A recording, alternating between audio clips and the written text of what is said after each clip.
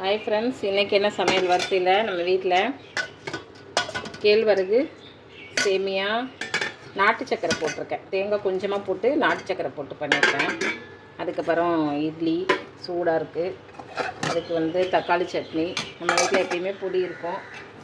அதுக்கப்புறம் lunch menu பார்த்திங்கன்னா இன்றைக்கி செவ்வாய்க்கிழமை, அதனால் சாம்பார் தான். சாதம், வெண்டைக்காய் சாம்பார், இது மொச்சக்காய் உருளைக்கிழங்கு போட்டு வறுவல், இது கொத்தவரங்காய் இருக்குல்ல, இந்த சீனி அவரைக்காய்னுவாங்க சில ஊரில், இது கொத்தவரங்காய் பொரியல் பண்ணி வச்சுருக்கேன்.